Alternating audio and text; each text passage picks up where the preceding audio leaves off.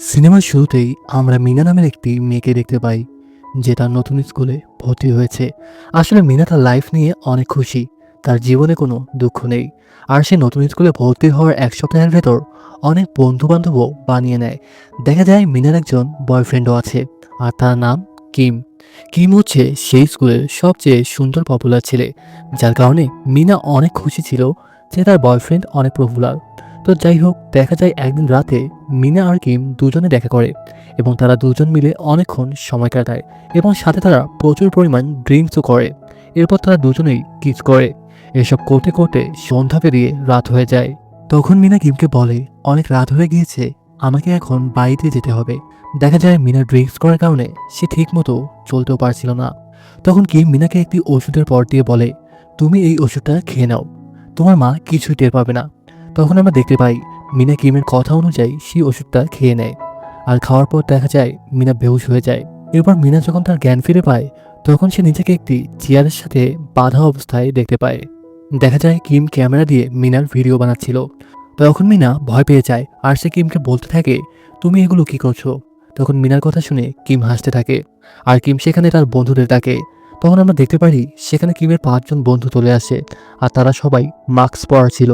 এখানে আমরা জানতে পারি কিম মূলত তার বন্ধুদের ডেকে নিয়ে এসেছিল মিনার সাথে খারাপ কাজ করার জন্য। যখন মিনা এসব কিছু জানতে পারে, তখন মিনা অনেক কান্নাকাটি করতে থাকে এবং তাদের সবার কাছে রিকোয়েস্ট করে তাকে যেন ছেড়ে দেওয়া হয়। কিন্তু এরা সবাই তো আর তাকে ছেড়ে দেওয়ার জন্য বেঁধে রাখেনি। এরপর দেখা যায় কিমের বন্ধুরা তারা সবাই এক এক করে মিনার সাথে সেই খারাপ কাজগুলো করতে থাকে এবং তারা মিনার মুখের মধ্যে একটি কাপড় গুঁজে দেয় যাতে সে চিল্লাতে না পারে। আর মিনার কাছে তখন কোনো উপায় না থাকায় সেও আর কিছুই করতে পারে না। আমরা দেখতে পারি যখন কিমের বন্ধুরা মিনার সাথে সেই খারাপ কাজগুলো করছিল, তখন কিম সেগুলো ভিডিও করছিল। এরপর কিম সহ তারা 6জনই মিনার সাথে সেই খারাপ কাজগুলো করে। যখন তাদের কাজ শেষ হয়ে যায়, তখন মিনাকে ছেড়ে দিয়ে তারা সেখান থেকে চলে যায়। এরপর আমরা দেখতে পারি মিনা অনেক অসুস্থ হয়ে যায়, কিন্তু তারপরেও সে কষ্ট করে তার বাইরে ফিরে আসে।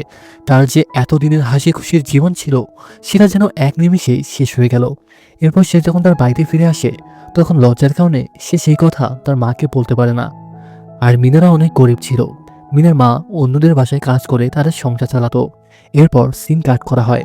আমরা দেখতে পারি পরের দিন যখন মিনা তার স্কুল থেকে বাড়িতে ফিরছিল, তখন তার বয়ফ্রেন্ড কিম তার কাছে আবারও আসে এবং সে মিনাকে বলে, কালকে কি তুমি মজা পেয়েছিলে? চলো আজকে অন্য খেলা খেলবো।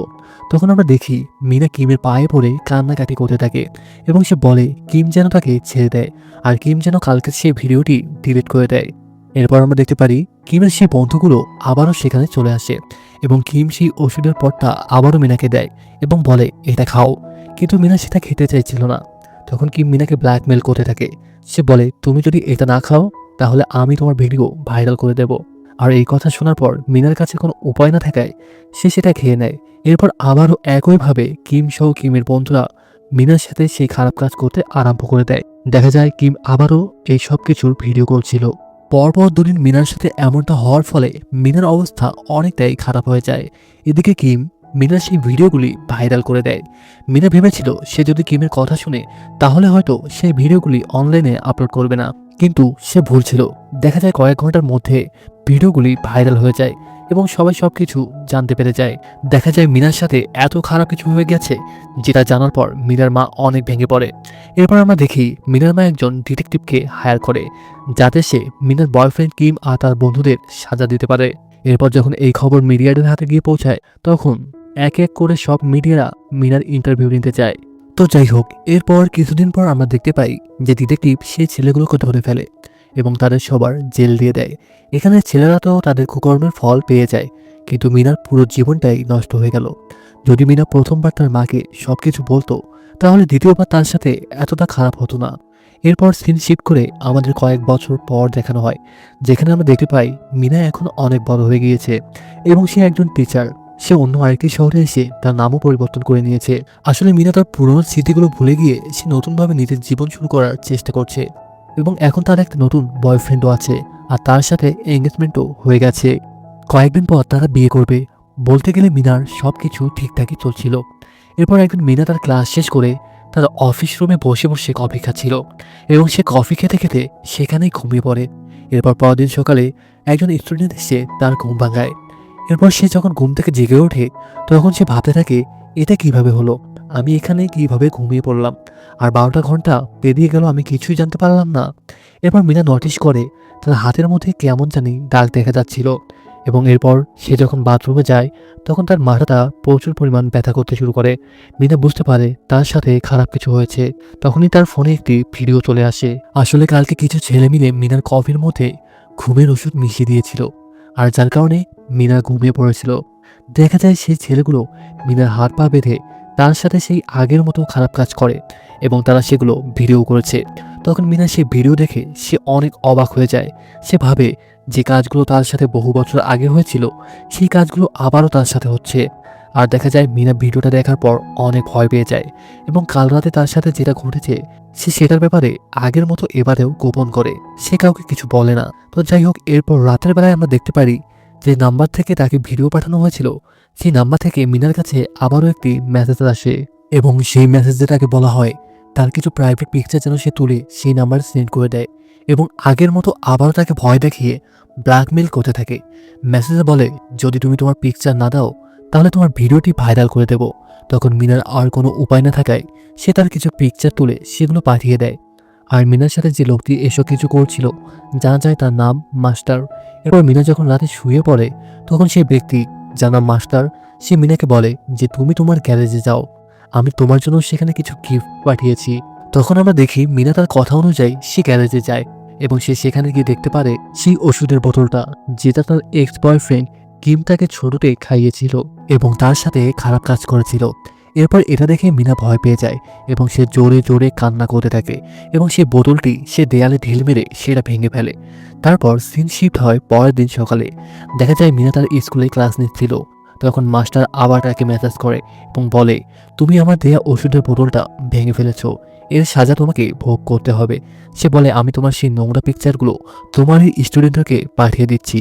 তখন সঙ্গে সঙ্গে স্টুডেন্টের ফোনে একের পর এক মেসেজ আসতে থাকে, কিন্তু সেখানে মিনার পিকচার ছিল না, বরং সেখানে সেই ক্লাসের একজন মেয়ে যার নাম সিজেন, তার পিকচার ছিল।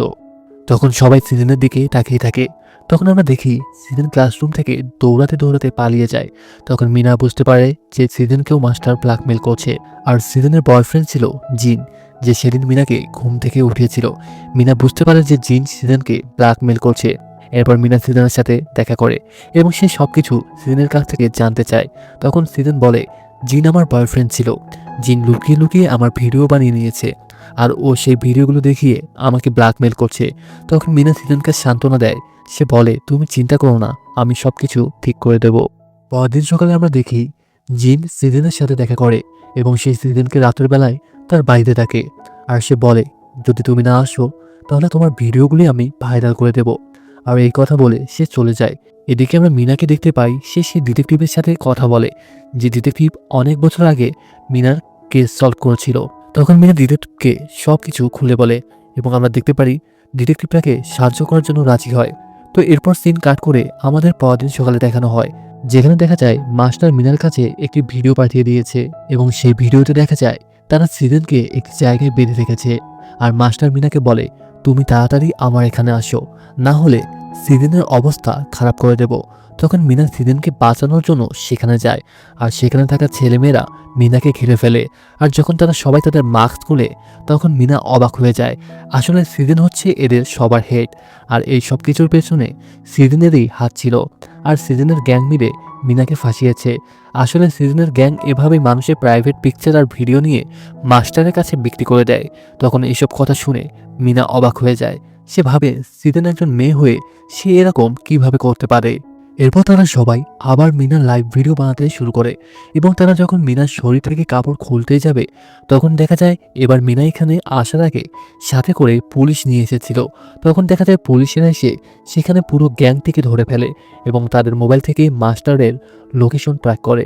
এরপর রাতের বেলায় যখন তারা মাস্টারের বাড়িতে যায় মাস্টারকে ধরতে, তখন তারা দেখতে পারে সেই বাড়ি থেকে 12 বছরের একটি বাচ্চা বেরিয়ে আসে। আসলে এই হলো মাস্টার। আর এখানে জানা যায় এই সব কিছু এই বাচ্চা ছেলেটাই করিয়েছে। এসব কিছু জানার পর পুলিশ আর মিনা অবাক হয়ে যায়। তারা ভাবে এটা কি করে সম্ভব। তখন তারা জানতে পারে এই ছেলের বাবা এইসব কাজ করত, আর তার বাবা চলে যাওয়ার পর এই ছেলেটি সবকিছু সামলায়। আসলে মিনার যে এক্স বয়ফ্রেন্ড কিম ছিল, মূলত এটি হলো তারই ছেলে। আর এই বাচ্চা ছেলেটার কাছে এই সব কিছু একটি ভিডিও গেমের মতো ছিল। তার বয়স খুবই কম থাকার কারণে তার জেল হয় না, কিন্তু তাকে একটি মানসিক হসপিটালে পাঠানো হয়। তো এরপর আমরা দেখতে পাই ডিটেকটিভ এই সব কিছুতে মিনাকে সাহায্য করাতে মিনা তাকে ধন্যবাদ জানায়। আর সিনেমাটি এখানেই শেষ হয়ে যায়। তো বন্ধুরা, ভিডিওটি ভালো লাগলে একটি লাইক করে দেবেন। সবাই ভালো থাকবেন, সুস্থ থাকবেন। ধন্যবাদ।